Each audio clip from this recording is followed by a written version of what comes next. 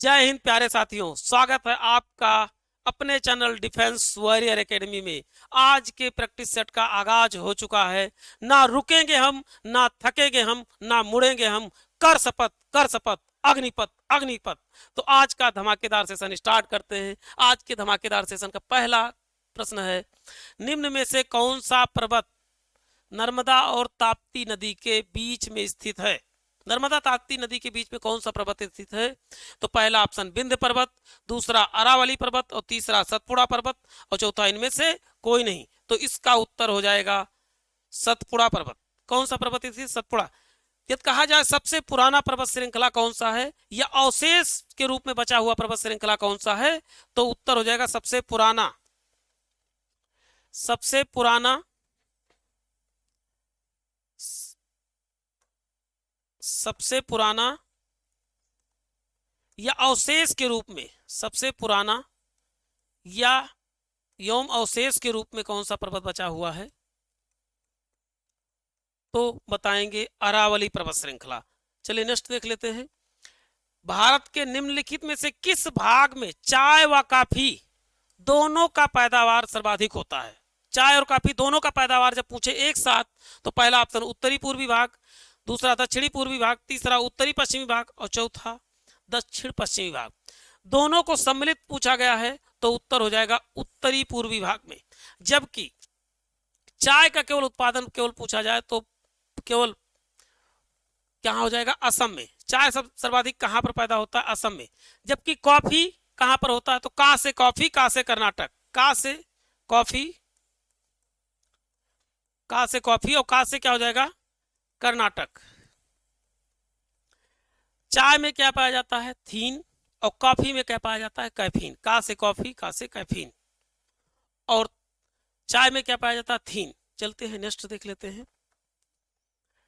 Cricket में दोनों विकेटों के बीच न्यूनतम कितनी दूरी होनी चाहिए? पहला 22 गज और दूसरा 19 गज और तीसरा 26 गज और चौथा इनमें से कोई नहीं। तो उत्तर क्या हो जाएगा इसका? न्यूनतम दूरी कितना होना चाहिए क्रिकेट की? तो हो जाएगा 22 गज। चल, और क्रिकेट में कितने खिलाड़ी? क्रिकेट, फुटबॉल, इन सब में कितने खिलाड़ी होते हैं? और हॉकी में 11 खिलाड़ी। इसमें कितना खिलाड़ी? 11 खिलाड़ी होते हैं, 11 खिलाड़ी। यदि पूछा जाए कि पोलो में कितना खिलाड़ी होते हैं? पोलो में 4 खिलाड़ी। जबकि वाटर पोलो में कितना खिलाड़ी होते हैं? वाटर पोलो में अक्षर कितना बढ़ा? 3। तो इधर भी 3 बढ़ा दो, 4 + 3, यानी वाटर पोलो में कितने खिलाड़ी होते हैं? 7 खिलाड़ी। पोलो में 4 और वाटर पोलो में 7 खिलाड़ी होते हैं। चलिए नेक्स्ट देख लेते हैं। भारत का सबसे बड़ा राष्ट्रीयकृत बैंक है, मतलब नेशनलाइज बैंक सबसे बड़ा कौन सा है? पहला यूनियन बैंक ऑफ इंडिया, दूसरा स्टेट बैंक ऑफ इंडिया, चौथा बैंक ऑफ इंडिया। तो इसका उत्तर हो जाएगा एसबीआई, यानी state bank of India. SBI सबसे बड़ा राष्ट्रीयकृत बैंक कौन सा है? तो राष्ट्रीयकृत बैंक हो जाएगा एसबीआई, यानी state bank of India. Scoop शब्द किससे संबंधित है? स्कूप शब्द तो पहला ऑप्शन हो जाएगा क्रिकेट से, दूसरा टेनिस से और तीसरा हो जाएगा हॉकी से। तो इसका उत्तर हो जाएगा हॉकी से। किसका? जबकि स्कूप के साथ साथ कहीं स्क्वैश दिख जाए तो कंफ्यूज नहीं होना, दोनों को एक साथ लिखिए। स्क्वैश किससे संबंधित है? तो इसका उत्तर हो जाएगा टेनिस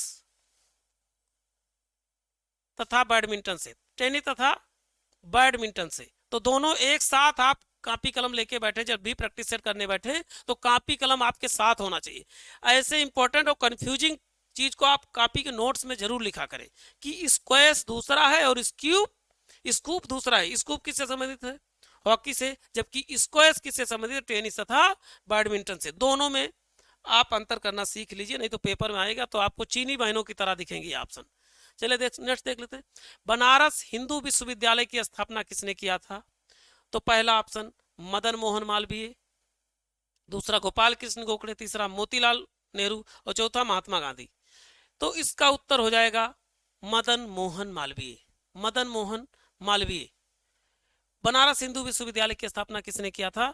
तो मदन मोहन मालवीय ने किया था। गोपाल कृष्ण गोखले कौन थे? तो गोपाल कृष्ण गोखले गांधी जी के गुरु थे।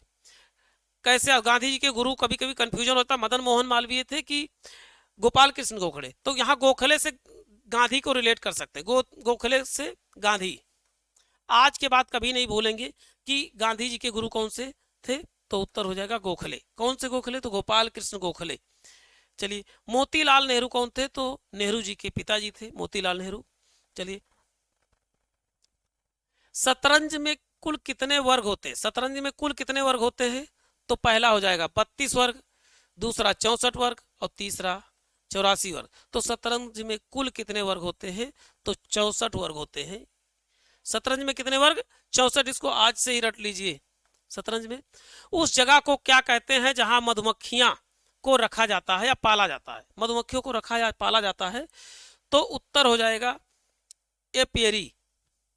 जबकि मधुमक्खी पालन को क्या कहा जाता है, मधुमक्खी पालन, मक्खी पालन जब भी पूछा जाएगा तो मधुमक्खी पालन को बोलते हैं एपीकल्चर। मधुमक्खी पालन क्या है, पालन एपीकल्चर है।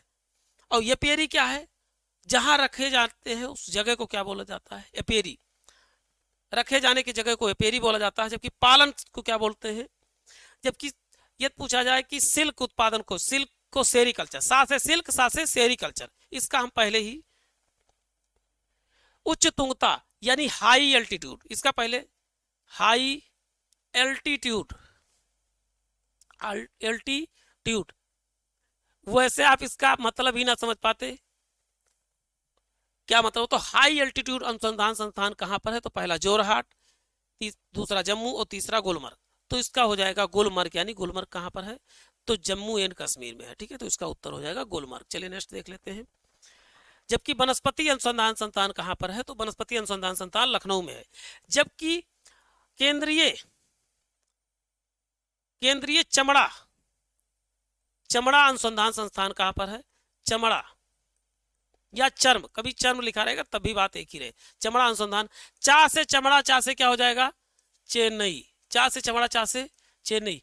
इस शानदार ट्रिक्स के माध्यम से, इसे कहते हैं कोरिलेशन मेथड। कोरिलेशन मेथड के थ्रू आप चीजें सीखते हो, वो चीज परमानेंसी की तरफ जाती है, आपके दिमाग में भेजे पक्का। जब भी आएगा केंद्रीय चमड़ा अनुसंधान संस्थान, आपको चेन्नई याद ही आएगा, इसकी गारंटी मैं लेता हूं। तो ऐसे शानदार ट्रिक्स के लिए आप बने रहे हमारे साथ। चलते हैं नेक्स्ट क्वेश्चन देख लेते हैं। आरटीआई या राइट टू एजुकेशन का हिंदी में नाम क्या है, तो पहला हो जाएगा खाने का अधिकार, शिक्षा का अधिकार, आराम का अधिकार। अब यहाँ एजुकेशन दिया है तो एजुकेशन मीन्स क्या होता है बेटा, शिक्षा ही होता है। एजुकेशन मीन्स क्या होता है, शिक्षा। तो शिक्षा कहाँ दिख रहा है, केवल एक ऑप्शन में दिख रहा है, ऑप्शन बी सही हो जाएगा। बी ऑप्शन आप राइट टू एजुकेशन, मतलब आपका क्या, शिक्षा एक प्रकार का क्या है, मूल अधिकार है। चलिए, मूल अधिकारों की संख्या कितनी है प्रेजेंट टाइम में, तो 6 है। पहले कितनी थी, 7 थी। मूल अधिकार पहले कितनी थी, 7, लेकिन अब कितनी है, 6 है। कौन से अधिकार को हटाया गया, तो संपत्ति के अधिकार को। कैसे, 7 से संपत्ति, 7 से समाप्त, संपत्ति के अधिकार को क्या कर दिया गया, समाप्त कर दिया गया। अब कितने बचे, केवल 6 अधिकार बचे हैं। चलिए नेक्स्ट देख लेते हैं। अशोक स्तंभ किस स्थान पर स्थित है, पहला है फतेहपुर सीकरी, दूसरा गया, तीसरा सारनाथ और चौथा कुतुब मीनार। तो इसका उत्तर हो जाएगा सारनाथ। अशोक स्तंभ कहां पर स्थित है, तो सारनाथ में स्थित है।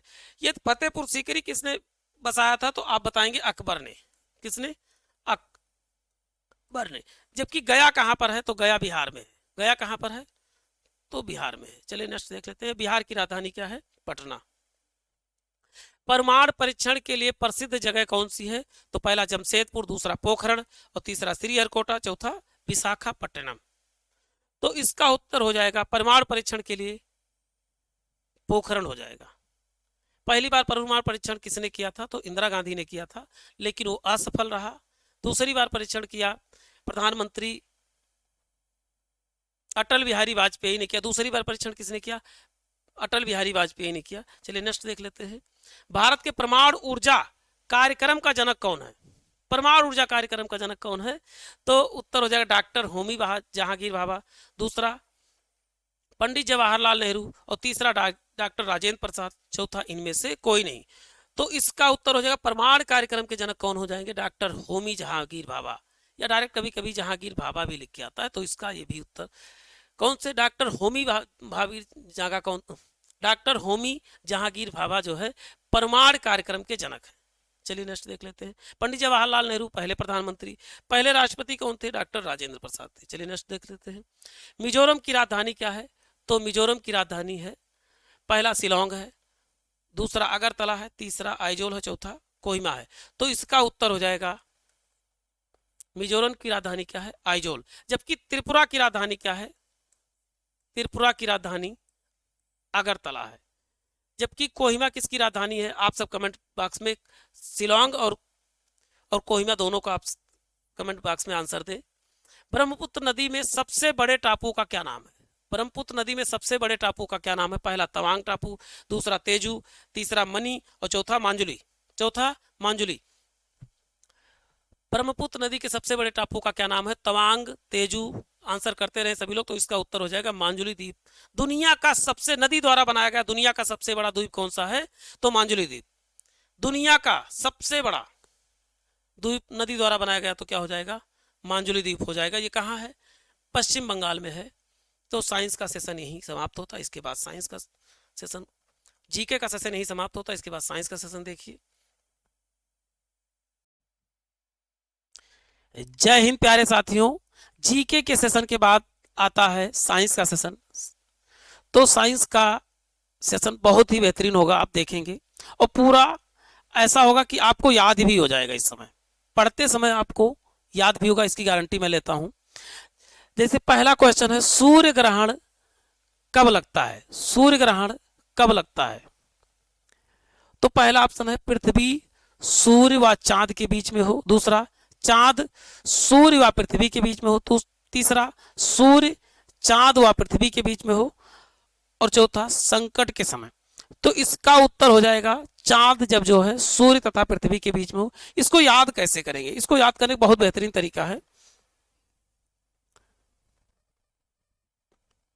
स्लाइड देखिए, एक तरफ हम लिख लेते हैं चंद्र ग्रहण, सूर्य ग्रहण, सूर्य ग्रहण, और एक तरफ लिखते हैं चंद्र ग्रहण। दोनों में आज कंफ्यूजन खत्म हो जाएगा। चंद्र ग्रहण, चंद्र ग्रहण, चंद्र ग्रहण, सूर्य ग्रहण। आप ये चीज याद कीजिए, सूर्य निकलता है तो समा छा जाती है। सूर्य निकलता है तो समा, यही हमारा SMA, SMA। और जब चंद्र या चंद्रमा निकलती है तो क्या हो जाता है? शाम हो जाता है। तो इसका क्या हो जाएगा? शाम, SAM, शाम। अब इसका क्या मतलब है? सा से क्या हो जाएगा? सूर्य, क्या? सूर्य। सूर्य को क्या बोलते हैं? सन। ए से, यम से क्या हो जाएगा? मून, मून यानी चंद्रमा,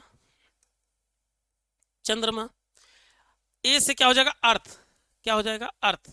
अर्थ मीन्स होता है पृथ्वी, पृथ्वी। यानी कि जब चंद्रमा जो है सूर्य तथा पृथ्वी के बीच आ जाती तो क्या लगता है? सूर्य ग्रहण। और किस दिन लगता है? यदि दिन पूछा जाए, दिन अमावस्या के दिन, अमावस्या, अमावस्या के दिन, अमावस्या। इधर देख लेते हैं, इसका मतलब क्या है? क्या हो जाएगा? सूर्य। ए से क्या हो जाएगा? अर्थ, और इससे क्या हो जाएगा? मून। मून मीन्स चंद्रमा, मून यानी चंद्रमा, चंद्रमा। किस दिन लगता है? यह दिन पूछा जाए तो पूर्णिमा के दिन लगता है, पूर्णिमा के दिन, पूर्णिमा के दिन लगता है। अब कैसे याद करोगे पूर्णिमा के दिन? चंद्रमा और पूर्णिमा, यानी चंद्र ग्रहण कब लगता है? तो पूर्णिमा के दिन। जबकि सूर्य ग्रहण किस दिन लगता है? तो अमावस्या। कैसे? यहां पर सूर्य में या लास्ट में होता है और अमावस्या में भी या लास्ट में होता है। तो इन दोनों को आप को रिलेट करके जिंदगी भर के लिए कीला गाड़ सकते हैं। सूर्य ग्रहण और चंद्र ग्रहण प्रायः अलग बच्चों को याद नहीं होता, लेकिन आज के बाद सूर्य ग्रहण और चंद्र ग्रहण में कभी कंफ्यूजन हो ही नहीं सकता। तो चलते हैं नेक्स्ट क्वेश्चन देख लेते हैं। दिन रात होते हैं किसके कारण? वर्षा की वजह से। चांद पृथ्वी के चांद जो है पृथ्वी का चक्कर लगाता है। पृथ्वी अपनी धुरी पर घूमती है, इनमें से कोई नहीं। तो दिन रात किसके कारण से होती? पृथ्वी लट्टू की तरह, कैसे घूम रही? लट्टू की तरह अपने धुरी पर भी घूम रही, इसी कारण से क्या होता है? दिन रात होता है। लेकिन मौसम परिवर्तन किसके कारण से होता है? तो मौसम परिवर्तन परिभ्रमण के कारण से होता है। किसके कारण होता है? यह जो परिक्रमा, सूर्य का परिक्रमा कौन करती है? पृथ्वी। यानी परिक्रमण के कारण क्या होता है? तो मौसम परिवर्तन, परिक्रमण के कारण मौसम परिवर्तन, मौसम परिवर्तन। जैसे ठंडी से गर्मी और गर्मी से बरसात, ये सब किसके कारण से होते हैं? पृथ्वी परिक्रमा करती, किसका? सूर्य की परिक्रमा करती। चलते हैं नेक्स्ट देख लेते हैं।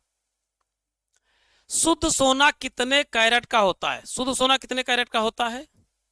पहला उत्तर 24, दूसरा 100, तीसरा 18 और चौथा इनमें से कोई नहीं। तो शुद्ध सोना 24 कैरेट का होता है। शुद्ध सोना 24 कैरेट। सोने की शुद्धता को किस मीटर से नापते हैं? तो कैरेटो। सोने की शुद्धता कैरेटोमीटर से। किससे?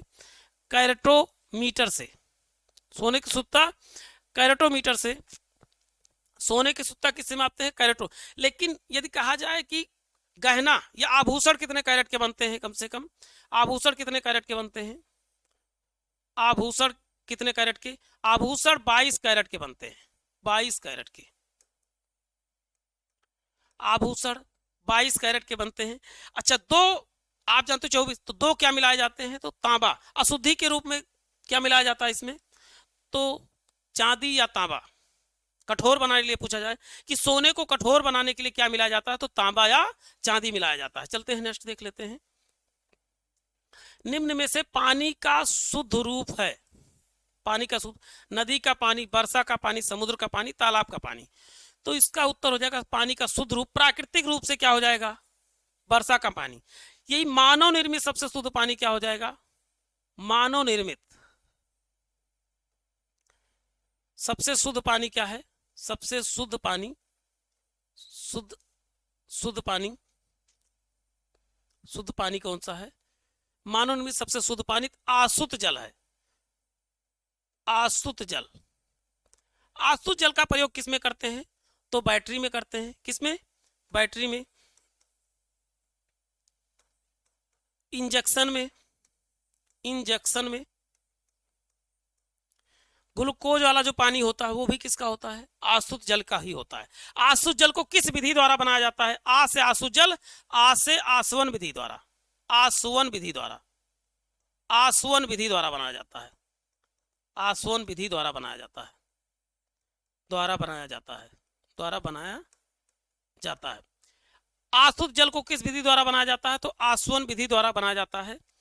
जबकि भारी जल को किस विधि द्वारा बनाया जाता है? तो प्रभाजी आसवन। भारी जल को किस विधि द्वारा? प्रभाजी आसवन। जबकि पेट्रोल को किस विधि द्वारा शुद्ध किया जाता है? तो पेट्रोल को प्रभाजी आसवन विधि द्वारा शुद्ध किया जाता है। चलते हैं नेक्स्ट क्वेश्चन देख लेते हैं।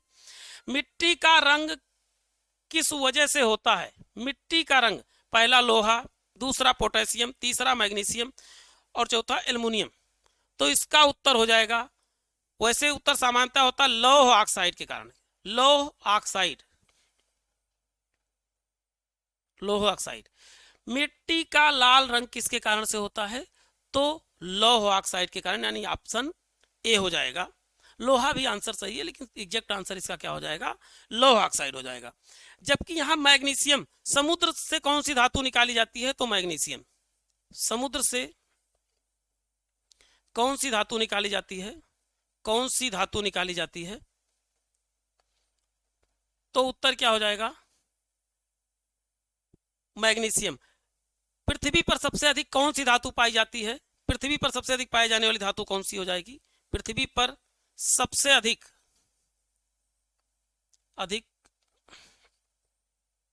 धातु कौन सी पाई जाती है? तो हो जाएगा एल्युमिनियम। लगभग 8% पाई जाती है, 8.13% एल्युमिनियम। चलते हैं नेक्स्ट। हड्डियां हमारी किसकी बनी है? कैल्शियम तथा फास्फोरस की बनी होती हैं। चलते हैं नेक्स्ट देख लेते हैं। निम्न में से सौर ऊर्जा किसको विद्युत ऊर्जा में बदलता है? सौर ऊर्जा को विद्युत ऊर्जा कौन बदलता है? तो पहला सोलर हीटर, सोलर फर्नेस, तीसरा सोलर सेल, तो इसका उत्तर हो जाएगा सोलर सेल। सोलर सेल क्या करता है, प्रकाश ऊर्जा या सौर ऊर्जा को किस में बदलता है, विद्युत ऊर्जा में परिवर्तित करता है। किसमें, विद्युत ऊर्जा में परिवर्तित करता है। चलिए नेक्स्ट देख लेते हैं। कौन सा रंग प्रकाश को सर्वाधिक सोखता है, पहला पीला, दूसरा काला, तीसरा सफेद। तो सबसे अधिक सोखता कौन है, तो काला। लेकिन ये पूछा जाए सबसे परावर्तित कौन सा करता है, परावर्तित, तो उत्तर हो जाएगा सफेद। उत्तर क्या हो जाएगा, सफेद। अंतरिक्ष यात्री को वायुमंडल का या पृथ्वी कैसे दिखती है, तो काली दिखती है। क्या दिखती है, काली। ये पूछा था ब्लैक बॉक्स, हवाई जहाज में लगा ब्लैक बॉक्स का कलर क्या होता है, तो उत्तर होता है नारंगी। उत्तर क्या हो जाएगा, नारंगी। चलिए नेक्स्ट क्वेश्चन देख लेते हैं। सेरीकल्चर किस चीज के उत्पादन में प्रयोग किया जाता है, पहला हो जाएगा सिल्क, दूसरा कपास, तीसरा शहद। तो इसका उत्तर हो जाएगा सिल्क। सा से सेरीकल्चर, सा से सिल्क, सा से सेरीकल्चर, सा से सिल्क। और इसी को बोलते हैं रेशम। रेशम ये क्या होता, किससे प्राप्त किया था, रेशम कीट से। किससे, रेशम कीट से, रेशम कीट से, रेशम कीट से। चलिए चलिए नेक्स्ट देख लेते हैं। कौन सी बीमारी एक व्यक्ति से दूसरे व्यक्ति को संक्रमित नहीं होती है, पहला कैंसर, दूसरा हैजा, तीसरा इन्फ्लुएंजा और चौथा एड्स। तो कैंसर एक ऐसी बीमारी है जो एक व्यक्ति से दूसरे व्यक्ति में संचरित नहीं हो सकती। हैजा भी संचारित बीमारी है, हैजा, इन्फ्लुएंजा भी है और एड्स भी है। एड्स से तो आप सब पहले से, एड्स किस वायरस से होता है, तो एचआईवी वायरस से होता है। ये पानी की अशुद्धि से होता है, पानी से फैलने वाला, अशुद्ध पानी से फैलने वाला है। चलिए नेक्स्ट देख लेते हैं। प्रकाश एक प्रकार का क्या है, प्रकाश एक प्रकार का क्या है, तो पहला हो जाएगा रंग, दूसरा हो जाएगा ऊर्जा, तीसरा क्या है, स्रोत, और चौथा इनमें से कोई नहीं। तो प्रकाश क्या है, प्रकाश एक प्रकार का ऊर्जा है। ये उष्मा भी पूछा जाए तो उष्मा भी एक प्रकार का ऊर्जा है। प्रकाश क्या है, प्रकाश भी ऊर्जा है, उष्मा भी एक प्रकार का क्या है, ऊर्जा है। तो इसका उत्तर हो जाएगा बी, उत्तर सही हो जाएगा। प्रकाश किस प्रकार का तरंग है पूछा जाए, प्रकाश किस प्रकार का तरंग है, तरंग पूछा जाए तो प्रकाश अनुप्रस्थ तरंग। किस प्रकार का, अनुप्रस्थ, अनुप्रस्थ तरंग। जबकि ध्वनि पूछा जाए तो किस प्रकार का तरंग है, ध्वनि जो है अनुदैर्घ्य तरंग है। किस प्रकार का तरंग है, अनुदैर्घ्य तरंग है। ध्वनि किस प्रकार का तरंग है, अनुदैर्घ्य तरंग है। चलिए नेक्स्ट देखते हैं। कोयला मुख्यतया किसका बना होता है, कोयला मुख्यतया किसका बना होता है, तो पहला राख का, दूसरा सल्फर का, तीसरा कार्बन का, चौथा हाइड्रोजन का।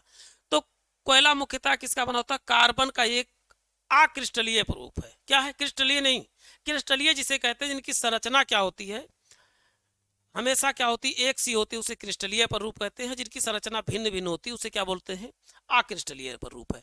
तो कोयला क्या है, कार्बन का अक्रिस्टलीय रूप। तो कार्बन का अपर रूप देख लेते हैं। कार्बन के अपर रूप, अपर रूप एक होता है क्रिस्टलीय, क्रिस्टलीय, एक होता है अक्रिस्टलीय, अक्रिस्टलीय, क्रिस्टलीय। क्रिस्टलीय में कौन कौन से आते हैं, पहला है सबसे शुद्ध कार्बन का अपर रूप कौन सा है, तो हीरा। दूसरा हो जाएगा ग्रेफाइट, ग्रेफाइट। तीसरा हो जाएगा ग्राफीन, ग्राफीन। एक है फुलरीन, फुलरीन। चलिए अक्रिस्टलीय प्ररूप में क्या कर सकते हैं, कोयला, कोयला, चारकोल। इनकी संरचना निश्चित नहीं होती। क्रिस्टलीय प्ररूप की संरचना क्या होती है, निश्चित होती है। कोयले के कितने प्रकार होते हैं, तो कोयले के 4 प्रकार होते हैं। कोयले के, चलिए नेक्स्ट स्लाइड में देख लेते हैं। कोयले के प्रकार, कोयले के प्रकार, कोयले प्रकार कौन से? तो एक छोटे से ट्रिक के माध्यम से हम जान सकते हैं क्या है कोयले प्रकार। ए बी लिपि, क्या याद करना है? ए बी लिपि, ए बी लिपि। ए से क्या हो जाएगा? एंथ्रासाइट, ए से एंथ्रासाइट। बी से बिटूमिनस, बिटूमिनस।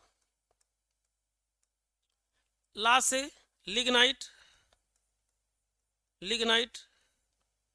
पी से पीट कोयला, पी से क्या हो जाएगा? पीट कोयला। एंथ्रासाइट क्या? ए से एंथ्रासाइट और ए से क्या हो जाएगा? A1 क्वालिटी का, नहीं सबसे शुद्ध कोयला कौन सा है? A1 क्वालिटी कह सकते हो, A1 क्वालिटी का, A1 क्वालिटी का कोयला, क्वालिटी का कोयला। या सबसे शुद्ध कोयला कौन सा है? सबसे शुद्ध कोयला। और सबसे घटिया कोयला कौन है? सबसे घटिया कोयला। सबसे अधिक कार्बन की मात्रा जिसमें पाई जाती तो एंथ्रासाइट, सबसे कम कार्बन की मात्रा पीट कोयला में। सबसे घटिया कोयला, घटिया कोयला। जबकि कहा जाए मुलायम कोयला के नाम से किसे जाना जाता है? मुलायम कोयला के नाम से, मुलायम कोयला। लिग्नाइट को भूरा कोयला के नाम से कहा जाता है, भूरा कोयला, भूरा कोयला।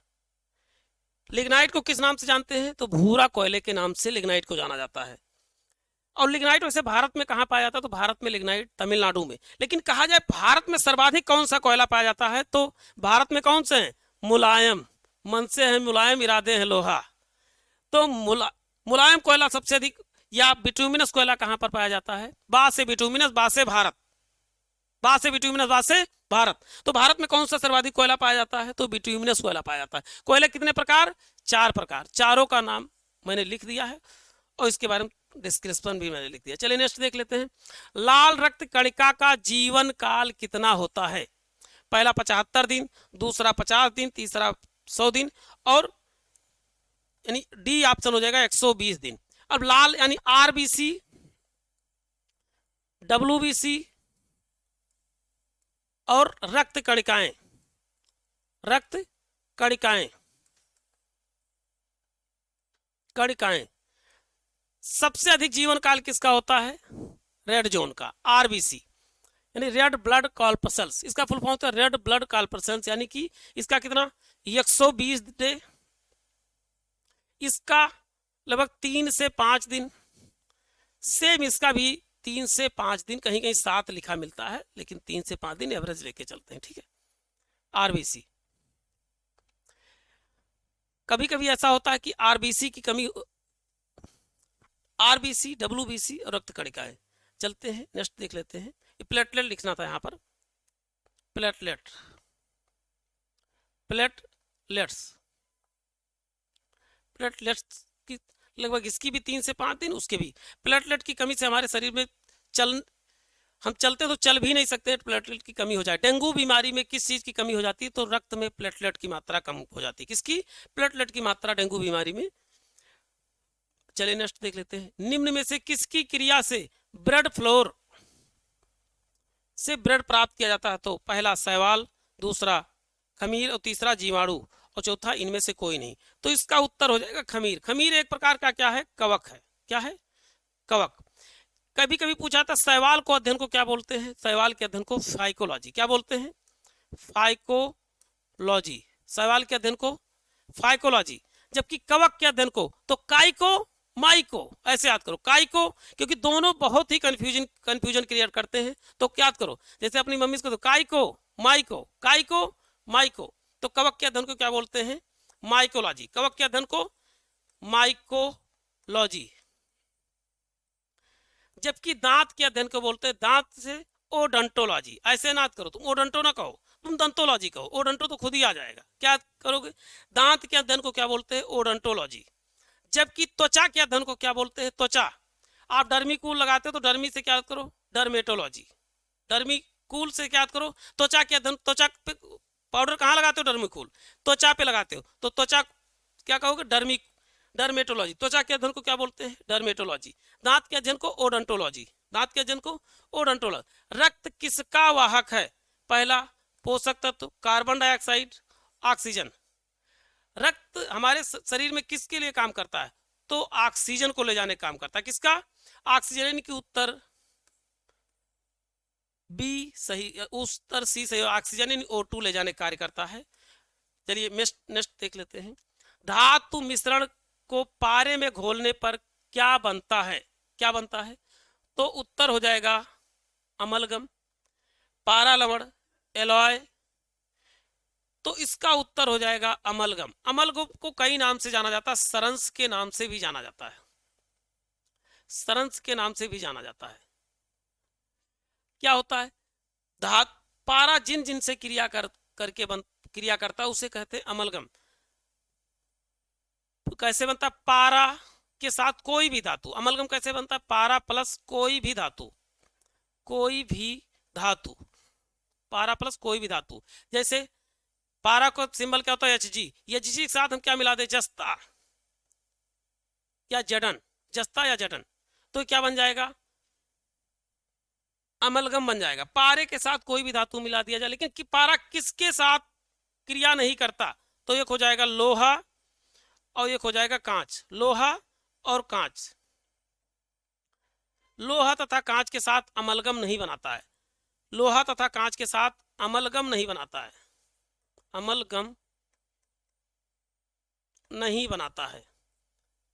इसलिए पूछा था पारे को किस बर्तन में संरक्षित किया जाता है? तो लोहे के बर्तन में पारे को संरक्षित किया जाता है। किस बर्तन में? लोहे के बर्तन में संरक्षित किया जाता है। तो साइंस का सेशन यही खत्म होता है। नेक्स्ट सेशन देखते हैं मैथ का। चलिए नेक्स्ट क्वेश्चन देखते हैं। एड्स क्या प्रभावित करता है? तो मानव शरीर की रक्त कणिकाओं के, मानव शरीर की वृद्धि को, शरीर की प्रतिरोधक क्षमता को, या इनमें से कोई नहीं। तो इसका उत्तर हो जाएगा शरीर की रोग प्रतिरोधक क्षमता को नष्ट कर देता है। एड्स किस वायरस से होता जाए? पूछा जाएगा एड्स किस वायरस से होता है? तो एड्स के वायरस का नाम क्या है?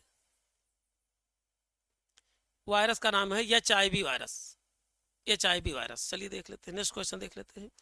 हवा में कार्बन डाइऑक्साइड यानी CO2 की मात्रा कितना होता है? हवा में CO2 की मात्रा कितनी होती है? पहला ऑप्शन 21%, दूसरा 78% और चौथा 0.03%। तो इसका उत्तर हो जाएगा हवा में कार्बन डाइऑक्साइड की मात्रा कितनी होती है। हवा में ऑक्सीजन की मात्रा यानी O2 की मात्रा कितनी होती है? 21%। नाइट्रोजन की मात्रा यानी N2 की मात्रा कितनी होती है? तो 78%। हवा में यदि पूछा जाए या वायुमंडल में आर्गन की मात्रा कितनी होती है? आर्गन की मात्रा 0.93% होती है। लेकिन यही ब्रह्मांड में पूछा जाए, ब्रह्मांड में, ब्रह्मांड देखिए वायुमंडल अलग चीज है, ब्रह्मांड में पूछा जाए कौन कौन सी गैसें पाई जाती है मुख्यतया ब्रह्मांड में, तो ब्रह्मांड में मुख्यतया हाइड्रोजन तथा हीलियम पाया जाता है। हाइड्रोजन को यस से डिनोट करते हैं। हाइड्रोजन का कितना परसेंट होता है? 71%। जबकि हीलियम कितने परसेंट पाई जाती है? तो हीलियम 26.5% पाई जाती है। अन्य जो बचा, अन्य 2.5% अन्य गैसें पाई जाती हैं। हाइड्रोजन कितना परसेंट ब्रह्मांड में? 71%। हीलियम कितना परसेंट? 26.5%। अन्य कितनी गैसें पाई जाती हैं? तो 2.5% पाई जाती हैं। वायुमंडल में सर्वाधिक कौन सी गैस पाई जाती है पूछा जाए तो 78% कौन सी पाई जाती है? नाइट्रोजन। दूसरे नंबर पर सर्वाधिक कौन सी पाई जाती है? तो ऑक्सीजन 21%। आज से ऑक्सीजन, आज से 21। चलिए नेक्स्ट देख लेते हैं। प्रोटॉन क्या होते हैं? प्रोटॉन पर ये पूछना चाहते हैं प्रोटॉन पर कौन सा आवेश होता है? प्रोटॉन पर कौन सा आवेश होता है? तो पहला ऑप्शन होता है आवेशित, दूसरा धन आवेशित, तीसरा शून्य आवेशित और तीसरा इनमें से कोई नहीं। तो प्रोटॉन क्या होते हैं? एक प्रकार के धन आवेशित कण है। मूल कण परमाणु में कितने, परमाणु के मूल कण कितने होते हैं? परमाणु के मूल कण कितने होते हैं? परमाणु के मूल कण होते हैं, प्रोटॉन पे कौन सा चार्ज? प्लस, फिर होता है इलेक्ट्रॉन, इलेक्ट्रॉन पे माइनस चार्ज, और फिर होता है न्यूट्रॉन। न्यूट्रॉन पे कोई भी चार्ज नहीं होता, कोई भी आवेश नहीं होता है ना। न्यूट्रॉन मतलब न्यूट्रल, मतलब कोई आवेश नहीं। परमाणु के किस मूल कण में कोई आवेश नहीं होता है? तो बताएंगे न्यूट्रॉन में कोई आवेश नहीं, कोई आवेश नहीं। ये धन आवेशित। प्रोटॉन के खोजकर्ता कौन है? तो रदरफोर्ड और गोल्डस्टीन दोनों का नाम आता है। इलेक्ट्रॉन के खोजकर्ता कौन है? इलेक्ट्रॉन के टॉमसन है या थॉमसन, और न्यूट्रॉन के कौन है तो चैडविक है। चलते इसको याद कैसे करना, याद देख लेते हैं। मूल कण याद करने, परमाणु के मूल कण कैसे याद, परमाणु के मूल कण ईटा पर नाचे, ई से हो जाएगा इलेक्ट्रॉन, इलेक्ट्रॉन, इलेक्ट्रॉन के खोजकर्ता कौन है टॉमसन, कौन है टॉमसन, या कभी कोई थॉमसन भी लिखा मिलेगा, थॉमसन। पास से प्रोटॉन, प्रोटॉन के खोजकर्ता कौन है तो रदरफोर्ड, रदरफोर्ड। ना से न्यूट्रॉन, न्यूट्रॉन, इसके खोजकर्ता कौन है तो चैडविक है, कौन जेम्स चैडविक, खोजकर्ता चैडविक, चैडविक।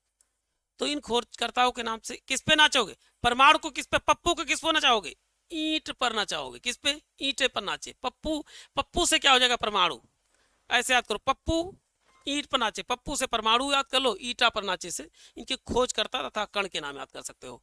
इलेक्ट्रॉन पर कौन सा चार्ज होता है माइनस का, प्रोटॉन पर कौन सा चार्ज, पास से प्रोटॉन पास से प्लस, पास से प्रोटॉन पास से प्लस, और पॉजिट्रॉन पे भी कौन सा चार्ज होता है तो पॉजिट्रॉन पे भी प्लस का। न्यूट्रल, कहते न्यूट्रल मतलब कोई चार्ज नहीं, नो चार्ज, मतलब कोई भी आवेश ना धन ना ऋण, न्यूट्रल है एकदम, कौन, या उदासीन, कौन सा ऐसा परमाणु का कण जो उदासीन होता है तो क्या बताएंगे न्यूट्रॉन, न्यूट्रॉन एक प्रकार का उदासीन कण है। चलते हैं नेक्स्ट देख लेते हैं। 98.4 फारेनहाइट को सेल्सियस में बदलिए, तो पहला 350 सेल्सियस, दूसरा 36.9 सेल्सियस और 36.6 सेल्सियस, तो इसका उत्तर हो जाएगा 36.9 सेल्सियस। यही यदि 36.4 देखिए 36 पॉइंट क्या 98 पॉइंट मनुष्य के शरीर का तापमान है का 6 होता तो कितना 37 डिग्री सेल्सियस हो जाता, कितना 37 डिग्री सेल्सियस, जबकि यही 98.4 है तो कितना 36.9 डिग्री सेल्सियस हो जाएगा, 36.6 डिग्री सेल्सियस, डिग्री सेल्सियस। जबकि मनुष्य के शरीर का तापमान फारेनहाइट में पूछा जाए, शरीर का तापमान कितना फारेनहाइट में, फारेनहाइट में कितना होता है मनुष्य का तापमान 98.6 और सेल्सियस में 37.6, और यदि केल्विन में मान में पूछा जाए, केल्विन, केल्विन मान में, तो केल्विन में मनुष्य के शरीर का तापमान कितना होता है 310 केल्विन होता है, कितना 310 केल्विन। नेक्स्ट देख लेते हैं। पौधे दिन के समय कौन सी गैस अंदर ग्रहण करते हैं, तो पहला ऑक्सीजन, दूसरा कार्बन डाइऑक्साइड, ऑक्सीजन को O2, कार्बन डाइऑक्साइड को CO2, इसे सूक्ष्म वर्ग के नाम से हाइड्रोजन को H2।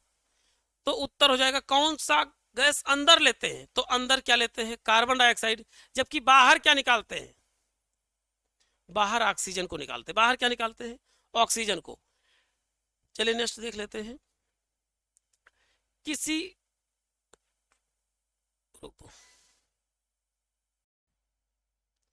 चलिए साइंस के बाद हम मैथ का सेशन देख लेते हैं। मैथ के सेशन का पहला क्वेश्चन है, किसी बाहरी बिंदु से, किसी बाहरी बिंदु से वृत्त पर कितनी स्पर्श रेखाएं खींची जा सकती हैं। एक हम वृत्त बना लेते हैं और बाहरी बिंदु मतलब बाहर कहीं पर भी रख दीजिए बिंदु। अब देखिए एक स्पर्श रेखा यहाँ खींची जा सकती है और एक स्पर्श रेखा यहाँ पर, यानी एक किसी बाहरी बिंदु से कितनी रेखाएं खींची जा सकती हैं तो 2, उत्तर हो जाएगा। लेकिन एक है यदि यही कहता दो वृत्त में कितनी बार स्पर्श रेखाएं खींची जा सकती हैं, तो पहला तो ये हो जाएगा, दूसरा ये, और तीसरा मतलब 2 वृत्त में कितनी स्पर्श रेखाएं खींची जा सकती हैं तो 3, और एक वृत्त में कितनी खींची जा सकती हैं तो 2। तो दोनों का जब 2 वृत्त कहेगा तो कितनी हो जाएंगी 3, और एक वृत्त कहेगा तो 2। चलिए नेक्स्ट देख लेते हैं। साधारण ब्याज की दर से बताओ 1706 रुपए 20 वर्षों में 3412 रुपए हो जाएंगे। चलते देखिए इसमें क्या क्या दिया हुआ है। तो इसमें मूलधन कितना दिया है, मूलधन 1706 रुपए, जबकि मिश्र धन कितना दिया हुआ है, मिश्र धन कितना दिया है, मिश्र धन दिया हुआ है 3412 रुपये दिया हुआ है। अच्छा, ये ब्याज निकालना, तो ब्याज कैसे निकालेंगे? मिश्र धन में से हम ब्याज निकाल लें। ब्याज बराबर क्या होता है? मिश्र धन माइनस मूलधन। मूलधन, यदि यहां पर हम मिश्र धन रख दें 3412 और मूलधन कितना है 1706, तो ब्याज कितना आ जाएगा? 1706 घटाने के बाद आ जाएगा। आप जानते हैं कि साधारण ब्याज का फॉर्मूला क्या होता है? ब्याज बराबर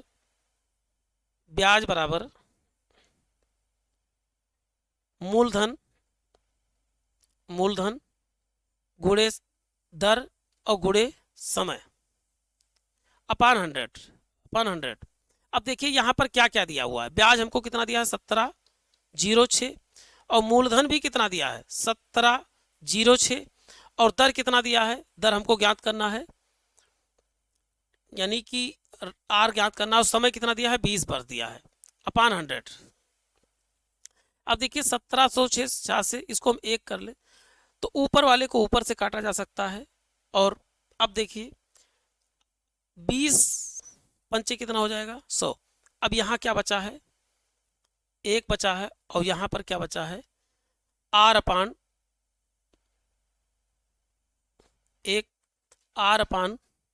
5 बचा है। तो अब आर बराबर क्या हो जाएगा? आर बराबर हो जाएगा 5%। आर बराबर क्या हो जाएगा? यानी कि रेट, यानी दर कितना हो जाएगा? 5% हो जाएगा। 5%, यानी ऑप्शन बी सही हो जाएगा। चलिए नेक्स्ट क्वेश्चन देख लेते हैं। एक शहर की जनसंख्या 6400 रुपए है, जिसमें 10% वार्षिक ब्याज की दर से वृद्धि हो रही है, तो 3 वर्ष पश्चात जनसंख्या क्या होगी? 3 वर्ष पश्चात जनसंख्या क्या होगी? जब भी आपको जनसंख्या वाले क्वेश्चन दिखे तो जनसंख्या वाले क्वेश्चन में आपको चक्रवृद्धि ब्याज लगाना रहता है। कौन सा ब्याज? चक्रवृद्धि ब्याज लगाना रहता है। तो आप चक्रवृद्धि ब्याज का फार्मूला जानते हैं। मिश्र धन बराबर क्या होता है? मिश्र धन बराबर P मतलब मूलधन प्लस 1 प्लस R अपान 100 के पावर n। n मतलब क्या है? वर्षों की संख्या। n मीन्स वर्षों की संख्या। अब इस पे रख सकते हैं। जनसंख्या कितनी दी हुई है? मतलब P, मूल जनसंख्या क्या थी? तो 64 थी, 6400 थी। और R कितना दिया? रेट ऑफ इंटरेस्ट कितना दिया है? 10 इंटू 100 के पावर 3। एक कट गया, कितना बचा? 6400 गुणे यहाँ 10 एकम 10 11, 11 अपान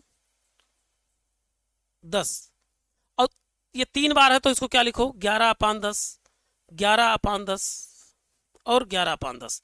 3 जीरो इसमें, 3 जीरो इसमें है, तो ये काट सकते हैं। अब कितना बचा?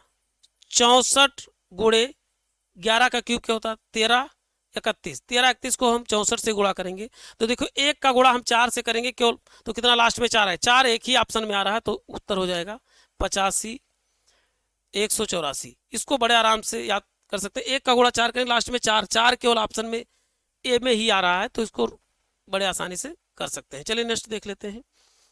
एक परीक्षा में लड़की ने 375 अंक प्राप्त किए और उसने 75% अंक प्राप्त किए, तो कुल कितने अंक? देखिए अंक में कितना? 375, और प्रतिशत में कितना? 75। इसका मतलब क्या? 75% बराबर है, 75% बराबर कितना है? 375। 75% बराबर कितना? 375।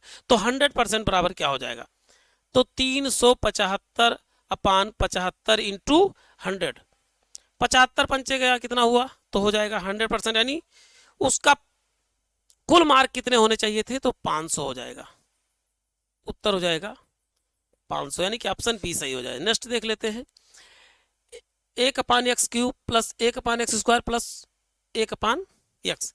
तो इनको कैसे सॉल्व करना है? इसको आप सब जानते होंगे कि एलसीएम मेथड से सॉल्व किए जाते हैं, तो इसको देखते हैं कैसे सॉल्व करना है। 1 अपान एक्स क्यूब प्लस 1 अपान एक्स स्क्वायर और प्लस 1 अपान एक्स। यहां पर सबसे बड़ा घात कौन सा है? देखिए एक्स क्यूब वाला, तो सबको एक्स क्यूब बनाना है। सभी के घात को क्या बनाना? यदि हम इसको एक्स के पावर 1 का गुणा कर दें, इसमें एक्स के पावर 2 का गुणा करें, तो जो भी हम करते हैं हर में करते हैं वो अंश में भी हमको करना पड़ता है। तो ये अंश में कितना? यहां पर भी किसका गुणा करेंगे? एक्स स्क्वायर का। इसमें भी इसमें कितने का गुणा करेंगे, यक्स का, और इसमें ऊपर भी कितना गुणा होगा, यक्स स्क्वायर का। देखिए यहाँ पर बेस बराबर हो गया, तो जब जिनका हर सब बराबर, सबका यक्स क्यूब हो गया, तो यक्स क्यूब नीचे डायरेक्ट ऐसे लिख लेते हैं, यक्स क्यूब लिख लेते हैं।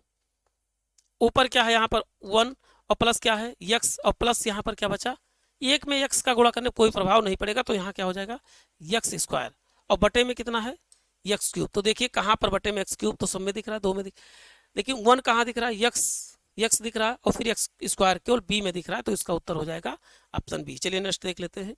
मोहन की उम्र उसके पिता की उम्र का 1/3 है, तो दोनों की उम्र का योग कितना दिया है 60। दोनों का अनुपात यदि हम 1/3 को अनुपात में चेंज कर ले, तो मोहन और कौन उसके पिता का अनुपात कितना हुआ, 1/3 हुआ।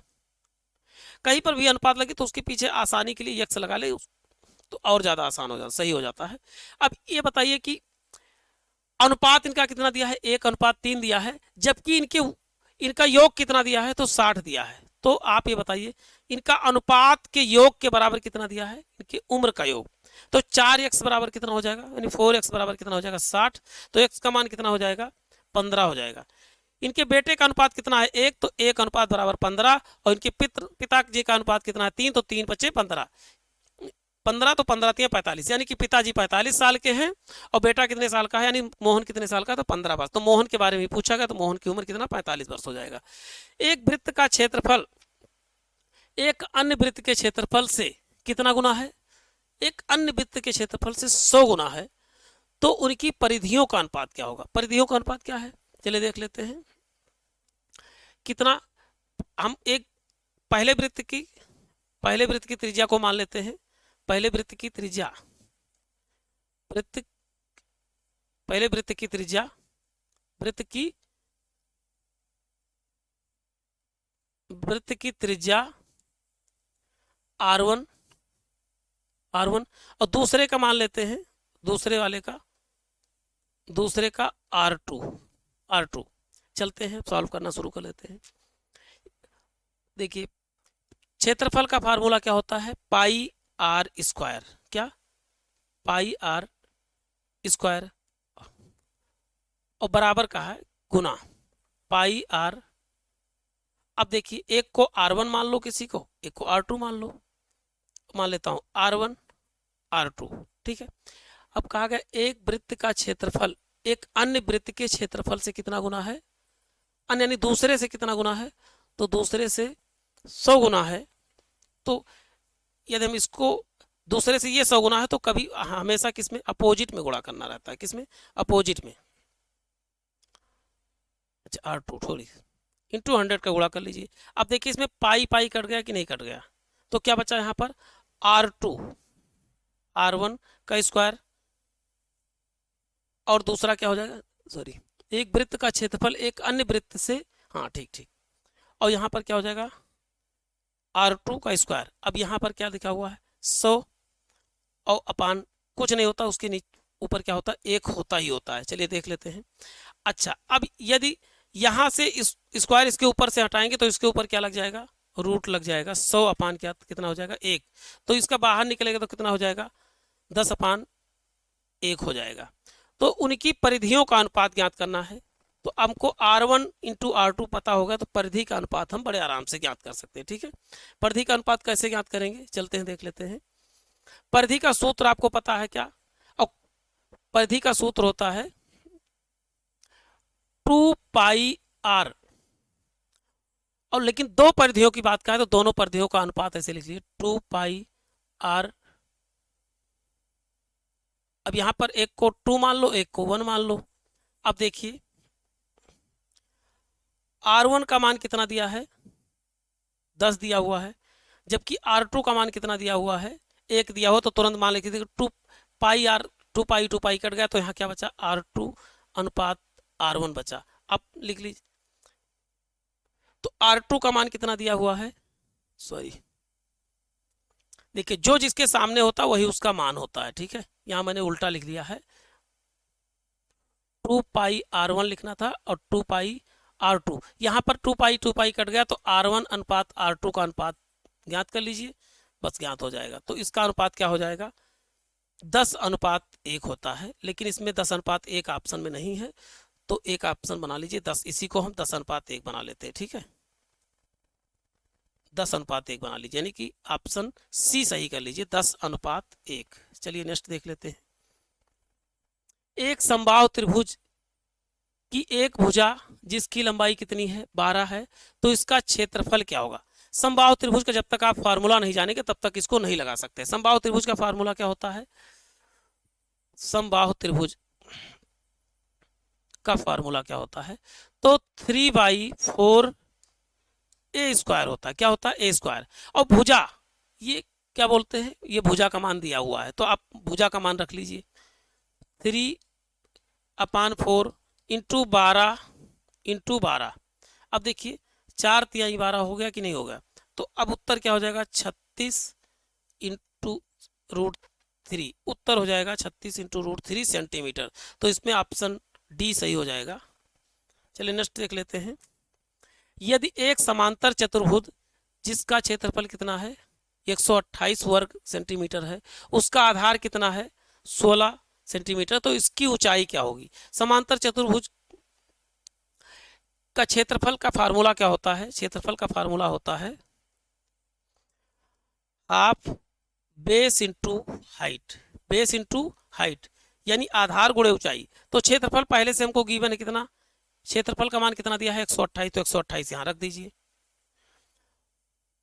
और आधार कितना दिया है, 16 दिया है, और हमको क्या ज्ञात करना है, ऊंचाई ज्ञात करना है। 2 8 16, यदि 8 से काटेंगे तो कितना हो जाएगा, 8 है 8 हो जाएगा, कितना बचा, 4/8 6 48, कितना ऊंचाई हमको कितना प्राप्त हो जाएगी, यच यानी ऊंचाई हमको जो है 16 प्राप्त, यानी ऑप्शन बी ए सही हो जाएगा। चलिए नेक्स्ट देख लेते हैं। अगर एक गाड़ी 45 मिनट में 50 किलोमीटर चलती है तो 750 किलोमीटर दूरी तय करने में कितना समय लगेगा। तो पहले यदि क्या पूछा है, समय कितना लगेगा, तो पहले यहां पर हमको चाल ज्ञात करना पड़ेगा। पहले दिया है 45 मिनट चलने में, तो आप देखिए चाल ज्ञात करने के लिए फार्मूला क्या होता है, चाल बराबर होता है दूरी बटा समय, दूरी बटा समय। चाल दूरी पहले कितनी दी हुई है, 50 किलोमीटर, और किलोमीटर तो यहाँ इसको भी घंटा में परिवर्तित करने का, यानी 45/60 करना पड़ेगा। अब 45/60 ये ऊपर चला जाएगा, यानी कि चाल हमको प्राप्त हो जाएगा 50 × 60/45, हमको चाल प्राप्त हो गया। अब ये कह रहा सेम, यदि हम 150 किलोमीटर की दूरी तय करने में कितना समय लगेगा, तो समय बराबर क्या होता है बेटा, समय बराबर होता है दूरी अपान चाल होता है। क्या, दूरी अपान चाल। चाल हमने पहले से निकाल लिया है, कितना है 50 × 60/45, कितना है, दूरी हमारा दिया ही गया है कितना 750, और चाल हमने कितना निकाला 50 × 60/45। ये 45 कहाँ चला जाएगा, इसमें चला आएगा। चलिए देख लेते हैं, 750 × 45/50 × 60। अब चले काट लेते हैं। देखिए 1 0 से 1 0 कट गया, 5 से कटा तो कितनी हो गया, 5 9 इधर चला गया। फिर अब देखिए यदि हम इसको काटते हैं तो कितना हो जाएगा, 25 3 75 हो जाएगा, और ये कितना दिया हुआ है 25 3 75, और यहाँ 2 3 3 दूनी यानी कि 2 बचेगा, यानी 20 बचा, ठीक है।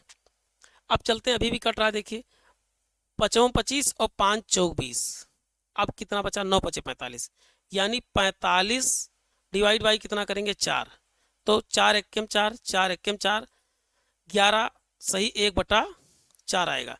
यदि 1/4 को यहाँ मिनट में परिवर्तित करें तो कितना हो जाएगा, 11 घंटे और 1/4 मिनट। 1/4 मिनट को कैसे कन्वर्ट करेंगे, 1/4 क्या है, घंटा है, तो इसको किस मिनट में परिवर्तित करने 60 का गुणा करते हैं, तो कितना हो जाएगा 15 मिनट, कितना 15 मिनट। तो देखिए 11 घंटा 15 मिनट किस में आ रहा है, यानी ऑप्शन बी सही हो जाएगा। चलिए नेक्स्ट देख लेते हैं। नेक्स्ट क्वेश्चन है 9.925 का वर्गमूल ज्ञात कीजिए। इसका वर्गमूल कैसे ज्ञात करते हैं, चलिए देख लेते हैं। 9.925, जहां पर भी 5 दिख जाए मतलब उसके लास्ट में क्या होगा, 5 होगा ही होगा। अब पीछे से एक अंक क्या करते हैं, इसको काट देते हैं, बचे कितने 992। किसका स्क्वायर करें किसके करीब में पहुंच जाएं, तो 31 का स्क्वायर करने पर 961 आता है, और वैसे 32 का करते हैं तो लगभग पड़ जाता है 3200 कुछ पहुंच जाता है, 1000 कुछ 1020 पहुंच। तो इसका मतलब क्या है, 31 का स्क्वायर करने पर इसके करीब पहुंचा, तो कितने अंक बाद लगा है यहाँ पर 4 अंक, लेकिन वर्गमूल में 4 अंकों बाद लगा है तो 2 अंक बाद, 6 अंकों बाद लगा है तो 3 अंक बाद लग जाता है, तो इसका उत्तर कितना हो जाएगा 3.16, यानी कि ऑप्शन सी सही हो जाएगा। नेक्स्ट देख लेते हैं, x square minus 9x plus 20 का गुणनखंड याद कीजिए। इसका गुणनखंड याद करने बहुत आसान तरीका है, 9x प्लस 20, 20 को इस तरह तोड़ो कि जोड़ने या घटाने पर कितना आना चाहिए, 9 आना चाहिए। कितना, इसको हम देखिए -5 और -4, इनको गुणा करने पर कितना आए, गुणा करने देखिए 20 आ रहा है, लेकिन प्लस में 20 आ रहा है, और जोड़ने पर देखिए माइनस, तो कुछ नहीं, यहाँ पर x चिपका दीजिए x -5, और यहाँ x चिपका दीजिए x -4। देखिए x -4 और x +5 कहाँ पर, x -5 कहाँ, दोनों जगह 5 कहाँ दिख रहा है, दोनों माइनस, तो इसी में दिख रहा है, इसका उत्तर ये हो जाएगा। क्या करना है आपको, पहले इस लास्ट वाले अंक को तोड़ना है, ऐसे तोड़ना है कि जोड़ने या घटाने कितना आ जाए, -9 आ जाए। तो देखिए हमने तोड़ा इसको -5 और -4 के तौर पे, इनको गुणा करोगे -5 और -4 को गुणा करने पर कितना आएगा, -4 गुणे -5 का गुणा करो तो कितना आ जाएगा +20 आएगा, लेकिन जोड़ोगे तो कितना आ जाएगा -9 आ जाएगा। और क्या करना, केवल यहाँ इसके आगे -x का, इसके आगे x का चिपका दीजिए, बस तुरंत x -5 और x -4 आ जाएगा। चलिए नेक्स्ट देख लेते हैं, 800 रुपए का 3% 3 वर्ष में 5% ब्याज की दर से चक्रवृद्धि ब्याज क्या होगा, कितना, चक्रवृद्धि ब्याज याद करना है, ठीक है। तो अभी मैंने बताया है कि चक्रवृद्धि ब्याज बराबर केवल ब्याज ज्ञात करना है। चलिए देख लेते हैं, ब्याज बराबर क्या होता है, चक्रवृद्धि ब्याज बराबर यानी SI बराबर मिश्रधन बराबर क्या होता है, मिश्रधन बराबर होता है 1 + R/100, और यहाँ क्या होता है P होता है। अब P हमको पता है कितना है, 8000 है, रख देते हैं 8000, P का मान 8000 रखिए, और हमको रेट ऑफ इंटरेस्ट कितना दिया है 1 + R कितना दिया है 5, और यहाँ कितना दिया 100, और पावर कितना दिया, कितने वर्षों में, 3 वर्षों में कहा गया है, तो देख लेते हैं, ठीक है। तो 8 गुणे 5 से काटिए कितना हो गया 20, तो अब 20 × 20 यानी 21/20, 21/20, 21/20, 1 0 1 0 1 0 कट गया, तीनों कट गया, 2 दूनी 4 दूनी 8 से 8 भी कट गया। 21 का क्यूब कितना होता है, 21 का क्यूब होता है 92 61 होता है, कितना 92 61 होता है। तो 92 61 क्या आया, ये मिश्रधन आया है, और मिश्रधन में से यदि मूलधन घटा देते तो हमारा क्या आ जाएगा, ब्याज आ जाएगा। तो 8000 घटाएगी तो कितना हो जाएगा 1261, तो 1261 हमारा क्या आ जाएगा, ब्याज आ जाएगा, ब्याज हमारा 1261, यानी ऑप्शन डी सही हो जाए। चलिए नेक्स्ट देख लेते हैं, गोले का क्षेत्रफल क्या होता है, गोले का क्षेत्रफल का फार्मूला डायरेक्ट पूछा गया है, तो 4/3 πr3, यही ऑप्शन हो जाए, यानी ऑप्शन सी सही हो जाएगा। चलिए आज का यही सेशन समाप्त होता है, तो फिर मिलते हैं नए प्रैक्टिस सेट के साथ। जय हिंद प्यारे साथियों, और यह सेशन समझ में आया हो तो इसको लाइक करें, शेयर करें, और दोस्तों को भी बताएं। तो आज के लिए इतना ही, जय हिंद जय भारत।